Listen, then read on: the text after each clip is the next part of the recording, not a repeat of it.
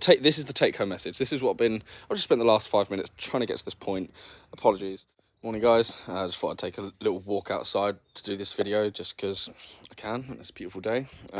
Yeah, just following up on my latest Instagram post about balance in lifting. In the example, in the image I used, it was the deadlift, as I used a thumbnail on this video. And I just wanted to basically emphasize the fact that at some point in your lifting career, you are going to come up against the need to address imbalances from left to right in your hips or shoulders. And you're going to need to learn how to problem solve this stuff.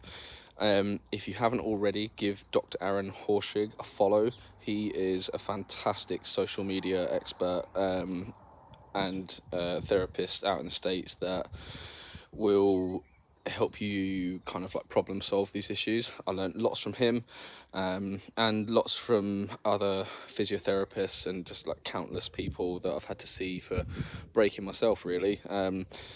Sounds pretty harsh, but it's probably one of the best ways to learn, because when you hurt yourself, it's depressing and you're stuck and you have to fix it, and you have to learn the nitty-gritty details. You have to learn about the stabilizer muscles and the joints and the joint ranges and the variability that you can have in your joints. So if you have hurt yourself in lifting or exercise and you're currently having to address the minor details in terms of like joint health and muscle strength, like, welcome to the club. It's tough. And to the future self, like, well done, because you will get through it as long as you don't give up.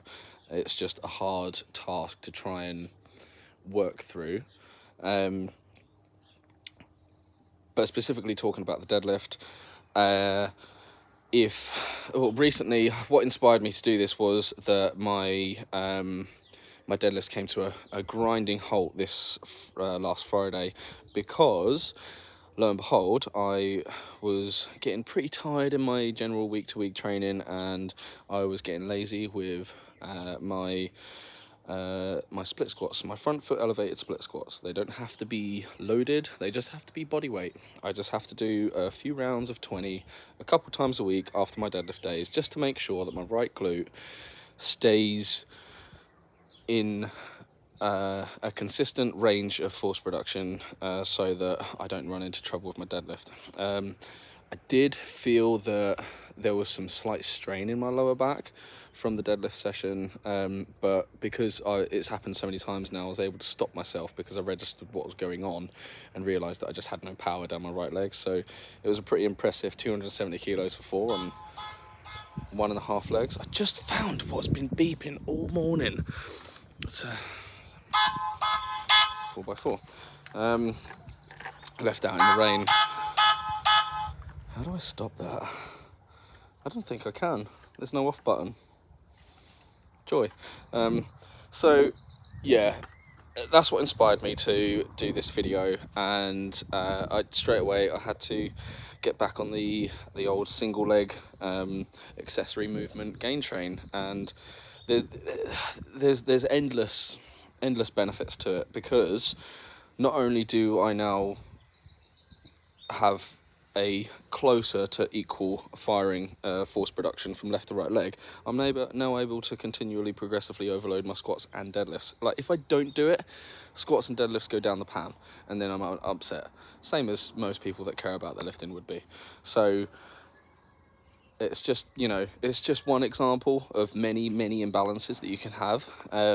It can be caused due to tight antagonists, which might also be weak, or just weak agonists. In this example, the glute that weren't able to produce as much force on the right as the left.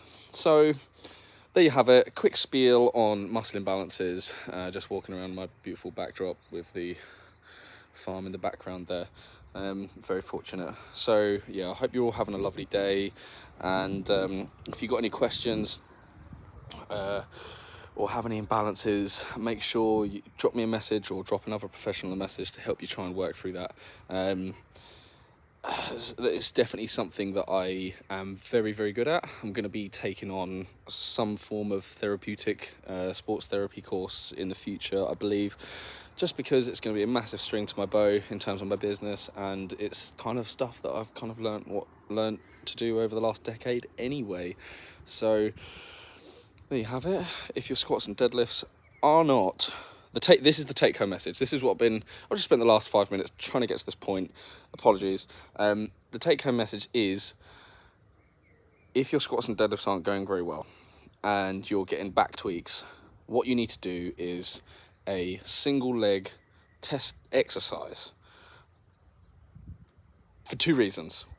One, to test if there's a difference between left and right, and 2, to fix said difference if there is one. And if there isn't a difference and you've tweaked your back, then you can just address the back issue. That's a whole another story in itself, but yeah, single leg or single limb movements are fantastic diagnostic tools as well as fixing tools. I think that's everything. Thank you very much. Have a good day.